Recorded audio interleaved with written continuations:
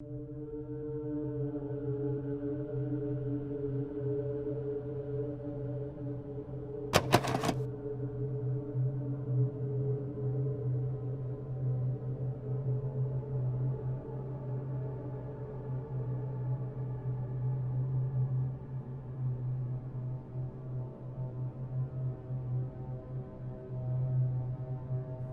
Olympic National Park is a protected land located in the state of Washington on the Olympic Peninsula, northwest of Olympia, and bordered on the south by the Olympic National Forest. The park is home to 4 regions: the Pacific coastline, alpine areas, the temperate rainforest to the west, and the drier forest to the east.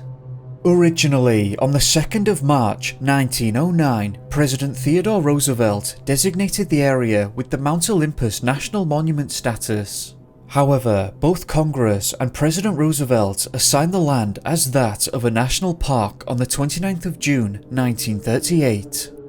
48 years later, in 1976, the United Nations Educational, Scientific and Cultural Organization designated the land as an international biosphere reserve.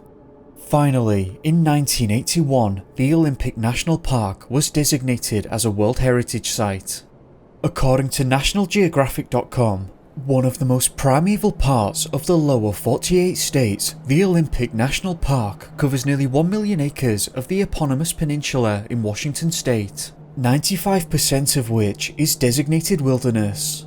While the typical image of the park is a dark, damp and overwhelmingly beautiful temperate rainforest, the park also shelters alpine highlands, tranquil lake shores and a wild Pacific coastline that seems totally untouched by humans. The park attracts approximately 3.5 million people every year, and while most come and go without incident, some are not so lucky.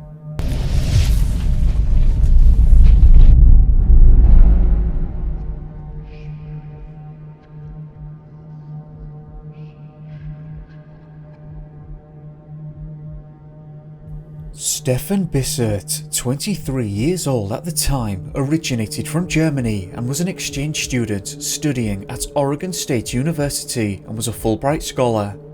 Stefan was said to possess an incredible mind, and the professors at the time spoke very highly of him and said that he should have had a bright future ahead of him. On the 20th of January 1992, Stefan took to the park with one of his German friends who also joined the exchange program alongside him. The pair was said to be very close, and on that particular day had planned to hike in the Solduck area on the west side of the national park. The goal was simple: they wanted to hike the 4 miles southwest of Solduck Hot Springs to Deer Lake. The Solduck area of the park is home to the Solduck River, which runs through the old-growth forest alongside the hot springs, a 3-legged waterfall and a salmon cascade. Sources seem to indicate that the area is incredibly beautiful and, while rugged, describe the trails as generally clear and easy to follow. At some point during their time in the Solduck area, Stefan was reported to have changed his mind mid-hike and instead wanted to travel towards the Hoe River trailhead. Now, this particular location is between 20 and 23 miles away, and it's not clear if the plan was to hike the entire distance or just a portion of it. In any case, the friend told Stefan that he still wanted to reach Deer Lake but would meet up with him later along the trail, and at this point the pair split up. It's important to note that this happened in January and the temperature was very cold at the time in the park. It was reported that Stefan was not dressed appropriately for the weather, and he was wearing jeans, a shirt and a windbreaker. He was in possession of a backpack that contained some fruit but didn't have a hat, gloves or any warming equipment, so it's safe to say that Stefan was not planning or prepared for overnight camping in the snow. The friend wasn't able to locate Stefan that day and spent some time searching the area, but after this failed, he reported what had happened to a park ranger and the search effort began. It's important to clarify that the particular route that Stefan took would have taken him into the heart of the Olympic high country and straight into a winter storm that had been hitting the area for the entire week. The search proved to be tricky as a result, and the searchers had to contend with rain, hail, snow and cold temperatures. But the park rangers, law enforcement, mountain rescue, specialist search dog teams and helicopter teams scoured a large area in the direction he had travelled. Unfortunately, the weather only continued to worsen, and after 5 intensive days of searching it was called off. No sign of Stefan was found during or at any point after the search. The dogs never found a scent and the helicopters never spotted him. Searchers never found anything to indicate that a struggle had taken place, and no clues were found to indicate where he might have gone. To this day, Stefan's whereabouts remain unknown and what happened to him is unclear. This was not the only disappearance around the time.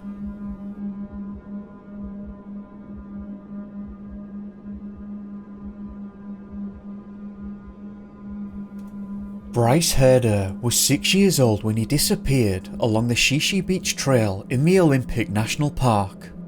In the early evening of the 9th of April 1995, Bryce was hiking with his family on the Shishi Beach located southwest of the Maka Indian Reservation. Now, things are a little hazy right off the bat, but the CharlieProject.org states this. Bryce was last seen when his family began walking up a trail to exit the beach. He was unable to follow them up the slope, so they agreed to meet him back at the beach. While local newspaper coverage seems to indicate that Bryce had gone up the slope with them but had disappeared at some point during that particular hike up the slope, so it's unclear precisely what happened here. It seems that the family had been hiking for a large portion of the day, so perhaps Bryce's little legs were tired at this point and he had asked his family if he could play on the sand for a while. Or perhaps Bryce did in fact begin walking up the trail with them and lagged behind, but as said, it's unclear. But one way or another, the family made their way up the adjacent trail, and this was the last time that he was ever seen. Bryce's grandfather was the chief of police at the time, though I am not sure what police department he was a part of. I can only imagine he served in the local law enforcement. But needless to say, resources were deployed at large and very quickly. Within 45 minutes of the disappearance, there were 30 searchers present, including Coast Guard helicopters, and these numbers only grew, and quickly at that. The beach and its surrounding areas were combed, and the search continued through the night with increasing numbers. Specialist dog and water search teams were brought in, and they conducted their search on land and in the water. Within a week, thousands of people were out searching for the boy, rock climbers, professional divers, US Air Force personnel, and many volunteers all descended on Shishi Beach and searched together, but nothing was ever found. The family strongly believed that Bryce must have been taken, but there was no evidence of a struggle and no one had seen anyone with the boy or anyone lurking near him.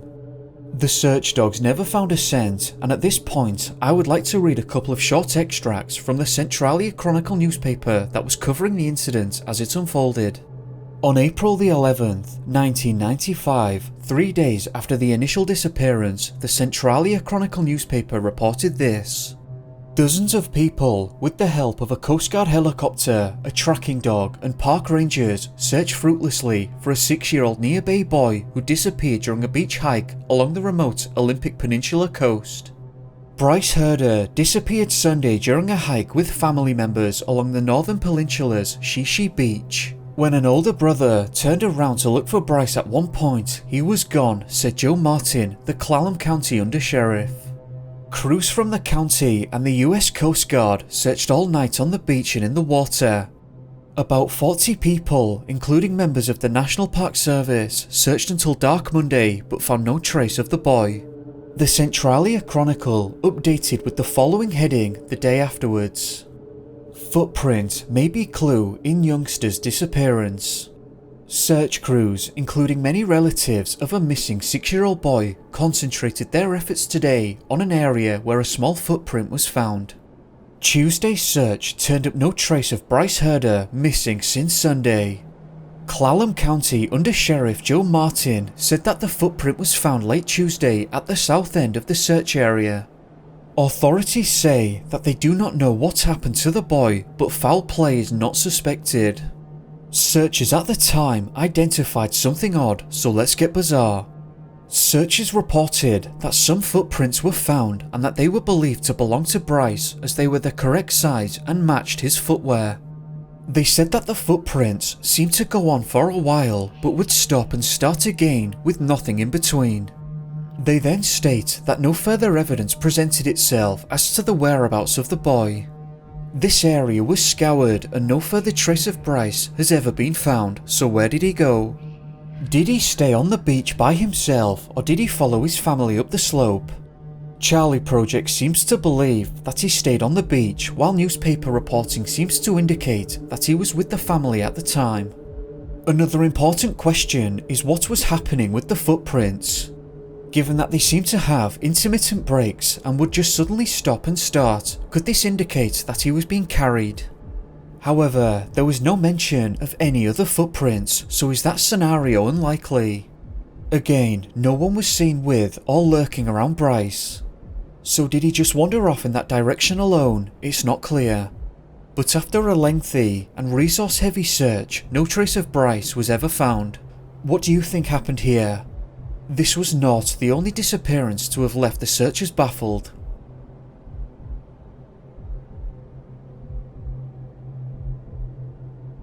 "73-year-old John Devine, an avid hiker from Sequim, had planned to hike in the Olympic National Park on the 7th of September 1997.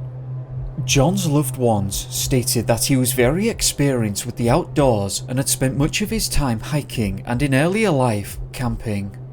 On this particular visit to the park, John had planned to hike up Mount Baldy, which stands at approximately 6,800 feet. The trail he was said to have chosen was particularly steep and somewhat rugged, known as the Maynard Burn Trail. It was along this trail that John is thought to have disappeared, and after failing to return to his family, he was reported missing. Unfortunately, details of the search were somewhat overshadowed as during the hunt, one of the search helicopters crashed just outside the park and 3 didn't make it. This accident actually left safety investigators baffled as they had no idea why it had happened. On the 15th of September 1997, the Sitka Daily Sentinel reported this. George Peterson, a National Transportation Safety Board investigator, said that he would start interviewing witnesses today in part to find out about the weather at the time of the crash. While the weather will not be the main focus, it could be a major player in the incident. The helicopter was certified for search and rescue operations. Peterson continued, facts about the crash are frustratingly few. This is very, very peculiar. Usually, there are clues, a radio call from the pilot, or someone who saw something. But in this case, there has been nothing. With the number of people in that area at the time, somebody should have seen something, but if they did, and somebody has that information, they aren't sharing it with us. Now I do believe initially that the search for John was fairly large and many agencies, law enforcement, volunteers and the park rangers were all over that mountain, as were other helicopters and dog teams, but none of them could find a trace. Unfortunately, at this stage, all articles and older newspapers that I've been scouring through seem to focus on the helicopter, but the Sitka Daily Sentinel did say this. Search teams still have no idea where to find John Devine, who failed to return to his camp near Mount Baldy last Saturday night, said Gary Gissel of the National Park Service. The search has been scaled back at this time, though rangers will continue to check for clues as part of routine patrols of the Mount Baldy area. A Park Service spokeswoman, Kat Hoffman, said that the search will never be cancelled. While well-intentioned, that remark was not upheld, and eventually the search for John Devine ended inconclusively, and as far as I can tell, a reason for the helicopter accident was not provided. Though I will say that if you're interested in that, then it might be worthwhile to research it. However, during my reading, I never came across any kind of reasoning.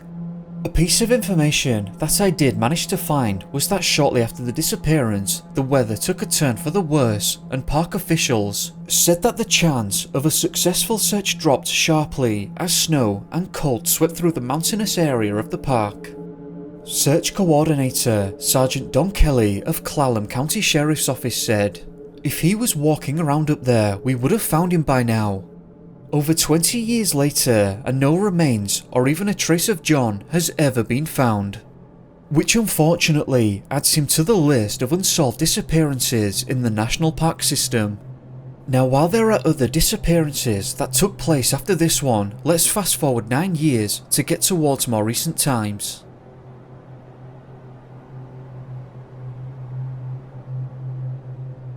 Gilbert Mark Gilman, 47 years old at the time of his disappearance, was known to be a very tough man and possessed a lot of hiking experience in wilderness areas. Gilbert was a paratrooper in the US military and had served on active duty in Panama, East Africa and Israel. According to StrangeOutdoors.com, he had combat experience with the 82nd Airborne and received 2 Bronze Stars. He also had degrees from the London School of Economics, Union College in New York and Solvay Business School in Brussels. So he had brains as well as brawn. He also worked as a civilian contractor for a year in Iraq and was an interrogator fluent in Arabic, Russian and Chinese. Gilbert worked for the United Nations before he came to Washington State to manage the 2004 congressional campaign for Sandy Matheson, director of the State Department of Retirement Systems. He worked under Matheson as Deputy Director of the Retirement Systems Department since April 2005, advising her on national and local pension issues. On the 25th of June, Gilbert was supposed to meet with Sandy in Spokane, Washington, but he never arrived and he was reported missing that Sunday. The Centralia Chronicle covered this incident in the days after it took place. On the 28th, they stated, Gilman's 2005 Silver Thunderbird convertible had apparently been parked at the ranger station since Saturday, a ranger told Thurston County Sheriff's Chief Deputy Dan Kimball. The ranger, Sandy Lustig, said she remembered the car's arrival because it was playing loud music. She recalled there was just one man in the car who fit Gilman's description. Now, it's understood that Gilbert had planned to hike the trails surrounding the Staircase Ranger Station, but something must have gone terribly wrong as he was never seen again. The park spokeswoman, Kath Hoffman, said, Gilman, who recently moved to Northwest from New York, was described as being in good health with limited overnight hiking skills. She said, it looks like he went out for a walk Saturday, but no one has seen him since. Law enforcement made a search of Gilbert's home, but found nothing out of the ordinary.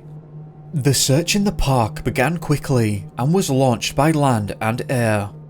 The Central Chronicle gave an update on the incident the following day where they stated, more than 40 searchers with 4 dog teams searched Wednesday along 3 main trails out of the Staircase Ranger Station near Hoodsport. They were aided by a helicopter and a fixed-wing aircraft provided by the State Patrol Aviation Section. The plane was outfitted with infrared sensors that enabled it to detect heat signatures on the ground. The search covered around 30 to 35 square miles. No clues have been found to indicate Gilman's possible direction of travel. Gilbert's disappearance left everyone feeling on edge as they weren't sure what happened. He was described as being in good shape and athletic. Not only that, but Gilbert did not plan a strenuous hike, but more of a stroll as an opportunity to take pictures of the park. The search effort was extensive and those involved worked tirelessly, but after no clues or information presented itself, the hunt was scaled down. Backwood professionals, trackers, law enforcement, volunteers, dogs, helicopters, nor the park rangers could find any trace of Gilbert. The park spokesman said, "We've reached the limits of what we can do."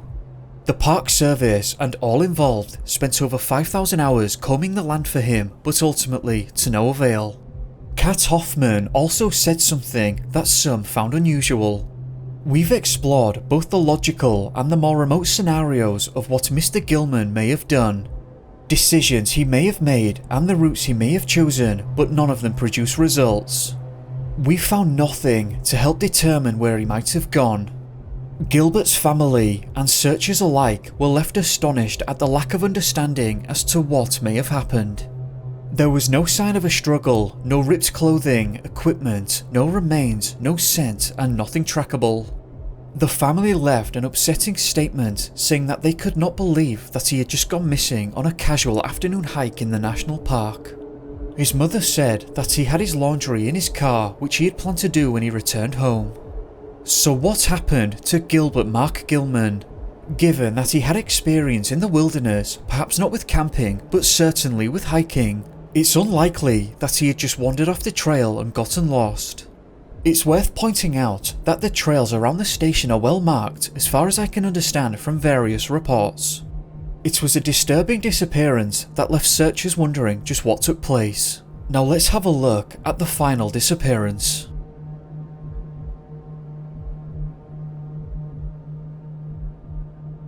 Bryan Lee Johnston, who was 71 years old at the time of his disappearance, was thought to have gone missing while traversing the Ozette Loop Trail in the national park. Bryan had planned a 2 or 3 day hike on this particular trip and chose this trail because he was familiar with it. The trail itself is approximately 9 miles in total and loops back in on itself. Planks are laid out on the ground throughout the entirety of the trail, so it appears that it was somewhat well kept, at least as much as one might expect in a wilderness area. The trail leads to the northwest near the Pacific Ocean and then heads south along the beach for 3 miles. Lastly, the beach section leads back inland for another 3 miles where you can find the starting location. Bryan was an Eagle Scout and as such was a seasoned hiker and absolutely loved the outdoors, especially the national park, which he had come to appreciate very much. Bryan also liked to be early and he got up while his wife was still in bed and travelled down to the park. As said, Bryan was supposed to be on this trip for between 2 and 3 days, and when he failed to return home, his wife reported him missing. Park rangers conducted a search, and while they couldn't locate Bryan, they did find his truck, which contained receipts from Port Angeles businesses dated with the same day as his disappearance, the 22nd. All reports that I can find state that because the trail is effectively clearly marked with the planks going the entire way, it would be incredibly difficult to just get lost, which perhaps makes his disappearance just that much stranger. Over 50 park rangers and many search teams from surrounding counties banded together and combed on and off the trail for 3 days but found no sign of him. Just over 6 years now and no trace of Bryan has ever been found. The search was called off and the rangers were left scratching their heads, not understanding what had happened. Bryan's daughter, Kelly, said that it's like he vanished into thin air. Once more, there was no scent found, no signs of a struggle, and nothing to indicate the direction he might have gotten lost in. Where is Bryan Johnston and how did he go missing? Please do leave a like if you found the video interesting, or a dislike if you didn't like it. Feel free to share your honest opinion. I'd like to hear your thoughts. And I'd just like to take a moment to thank all of you that have subscribed to the channel and who share these videos. I appreciate it a lot and I can't thank you enough. I'd also like to say a massive thank you to my patrons. Your support is crucial and it's massively appreciated, so thank you very much to those who have signed up. Anyway, do let me know what you thought of this one and you'll find all of the links in the description below. As always, thank you very much for watching. I hope that you enjoyed this video, and if you did, remember to like and subscribe if you haven't already, it helps me a lot.